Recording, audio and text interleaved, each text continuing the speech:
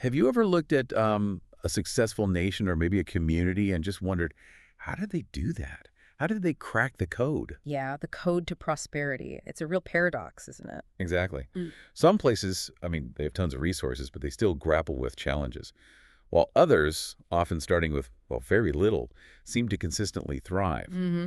And that exact observation, that paradox, is what sparked our deep dive today.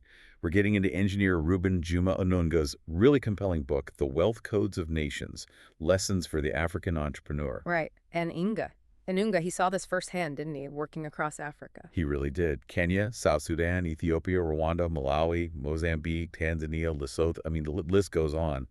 And he kept asking that fundamental question, how can a continent so rich remain so poor? It's the million-dollar question, really. And his book's core idea is, well, it's kind of revolutionary. He says wealth isn't just about resources or luck. It's, and I'm quoting here, the fruit of culture, discipline, and vision passed from one generation to another. Like a hidden code. Exactly, a hidden code. Mm. So that our mission today is basically to decode these principles. We're going to unpack these codes, these hidden patterns from communities all over the world, and right within Africa, too. Mm-hmm. And the goal is to pull out the most important nuggets, the surprising facts for you, the listener. Whether you're an entrepreneur, a leader, or maybe just, really curious about how lasting prosperity actually gets built. And what I find really compelling right from the start is his core belief.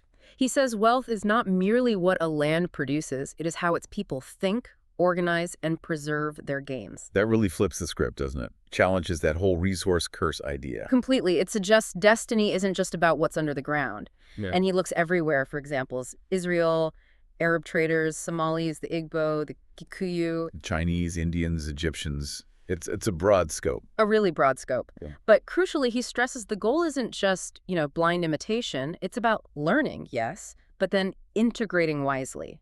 Yeah. Taking these patterns and blending them with Africa's own unique cultures and strengths. Adapting, not just adopt. Precisely. It's about finding what resonates, what fits within the African context. Okay, that's a powerful way to frame it. So let's unpack this first code he talks about. The Israeli secret, Engengo. Onunga calls Israel a land that defies logic. The startup nation built out of desert and, constant adversity. Mm-hmm.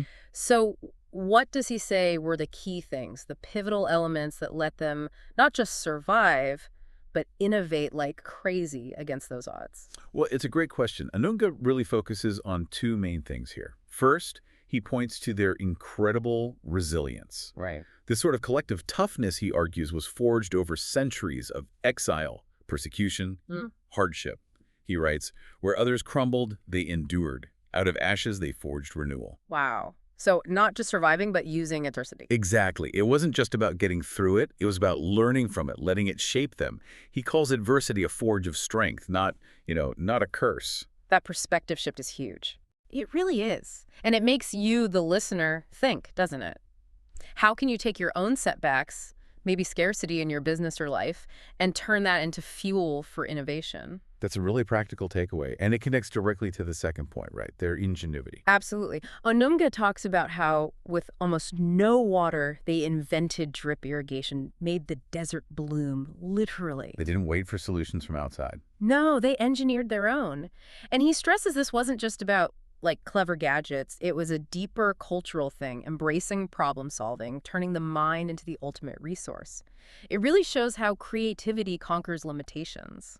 So it's a mindset as much as a technology. Precisely. It's about innovating your way out of scarcity, not just managing it. And Onunga draws that parallel to Africa so powerfully. Yeah, talk about that connection. Well, he says Africa, too, has known immense adversity, colonial history, unstable governments, you name it.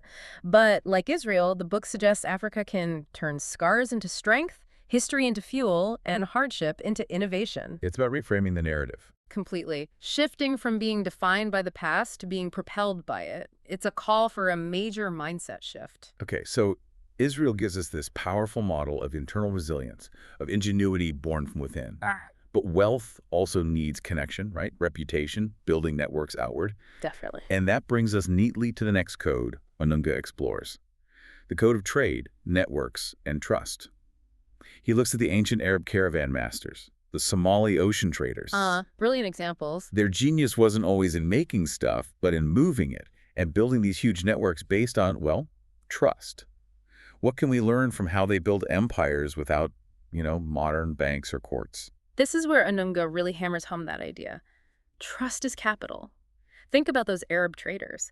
He sees they built markets out of emptiness. How?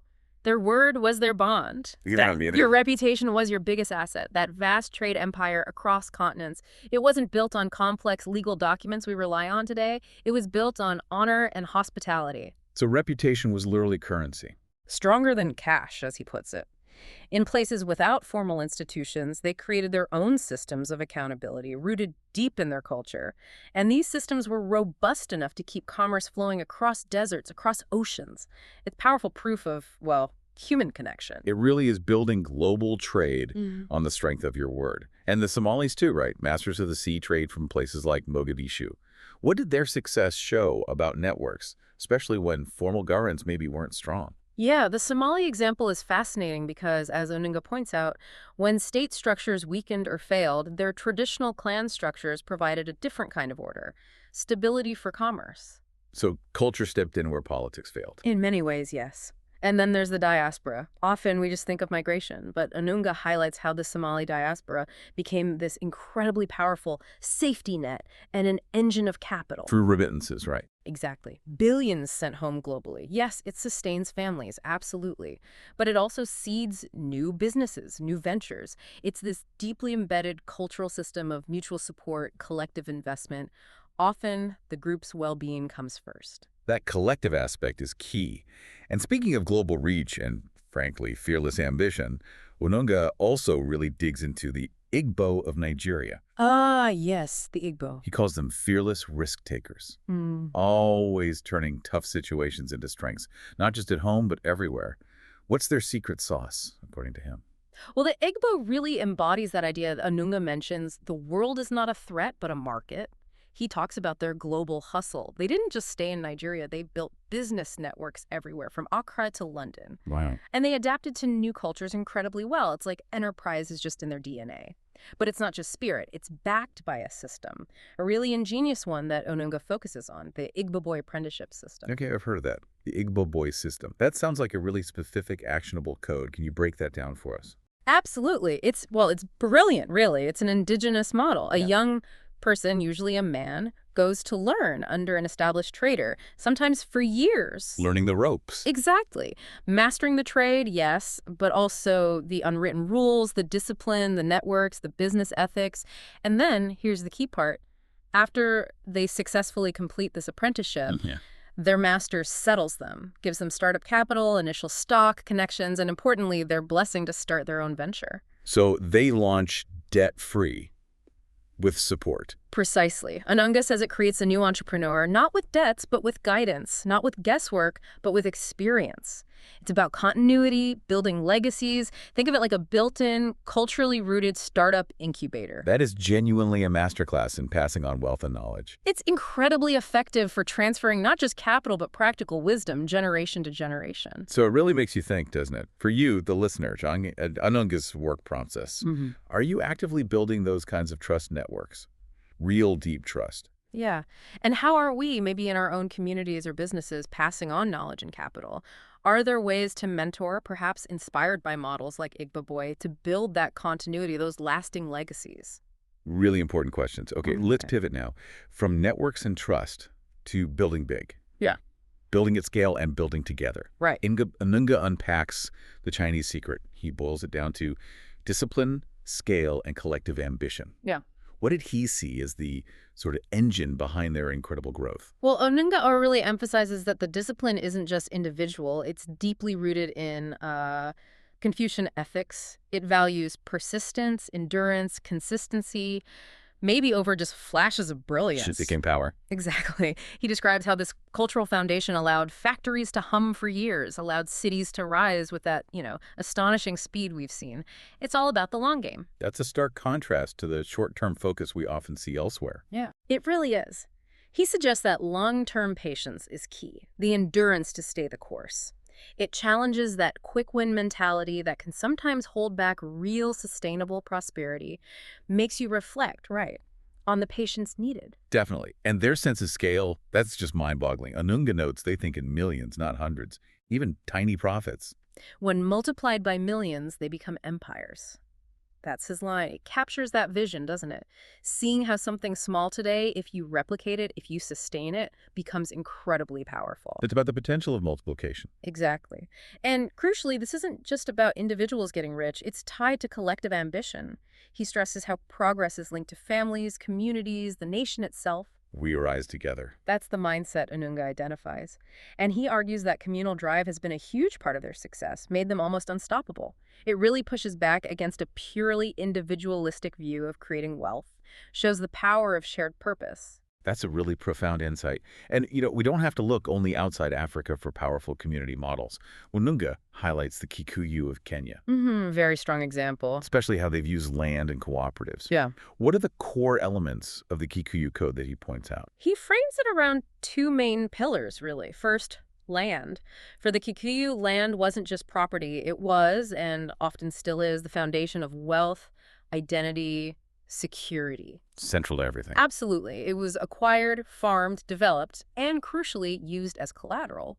As he says, land was not left idle, it became productive, supporting agriculture and later as areas urbanized, appreciating massively in value. Making the asset work. Right.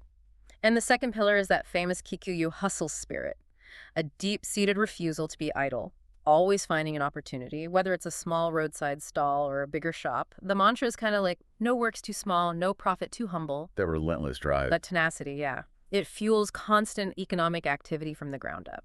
And that individual hustle gets amplified through their famous cooperatives, doesn't it? The Sikos' savings and credit cooperatives and the Chamas, those informal investment groups. Oh, absolutely. That's where the collective power really kicks in.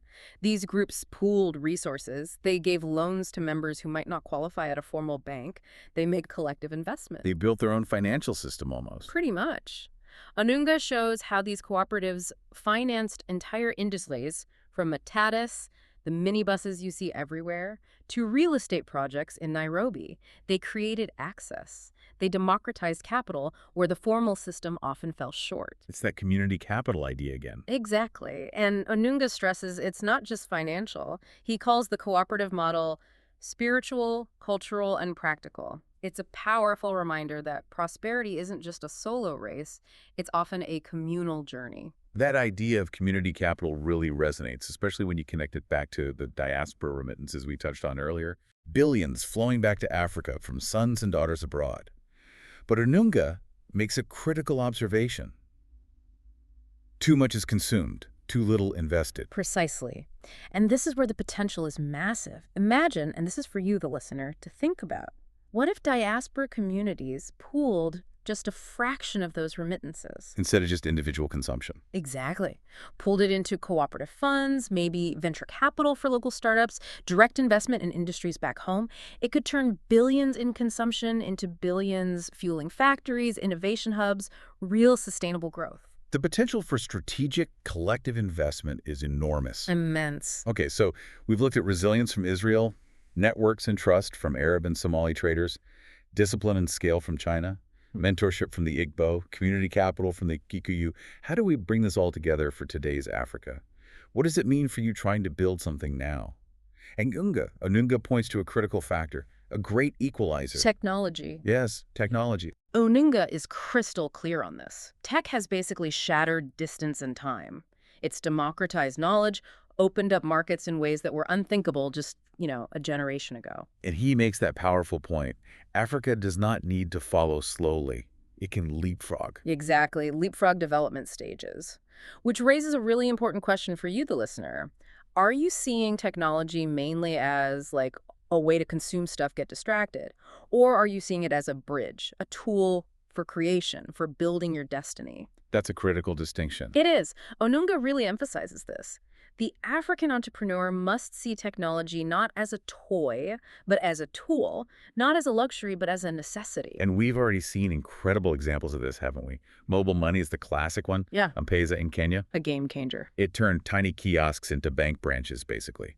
Empowered millions who were completely outside the formal banking system. Farmers getting paid instantly, small businesses growing without needing middlemen. And crucially, as Onunga points out, innovation was not imported. It was born from necessity. It solved a real local problem using accessible tech. Absolutely. And now think about e-commerce, fintech. Yeah. Local artisans, farmers, they can sell directly to customers anywhere in the world. Breaking down old barriers. And online learning. The world's become a classroom. A young person in, say, Kisumu can learn coding from MIT. A woman in Accra can master digital marketing, all from home.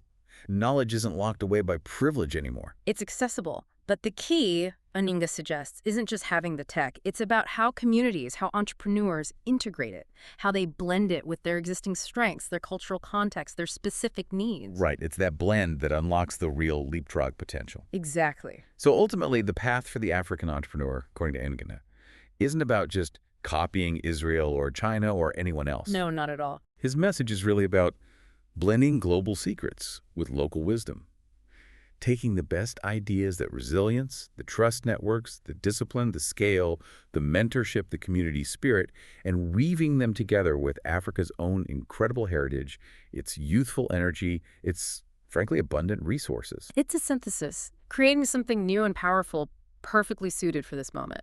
So as you, our listener, navigate your own path, building, creating, turning ideas into reality, what's the big takeaway from these wealth codes? Onunga's core idea seems pretty clear. Yeah, I think it boils down to this. Wealth is built when people choose culture over chance, systems over shortcuts, and legacy over luxury. That's powerful. Yeah. And he really believes Africa is at a unique point in time, right? He does. He says, for the first time in history, we stand at a crossroads where technology, demographics, and global shifts have aligned in our favor. The potential is there. The opportunity is now. Right. And the book concludes on a really potent note. Africa's renaissance, he argues, is not a dream. It is a decision. It's a choice to embrace that discipline, that vision, that unity we've been talking about. A conscious choice to build differently. Exactly. The future isn't just going to happen, it needs to be built. And the builders, Onunga reminds us, are none other than the African entrepreneurs. That means you. So reflecting on these timeless codes, these global lessons, and blending them with your own unique African wisdom, what decision will you make today to start building that future?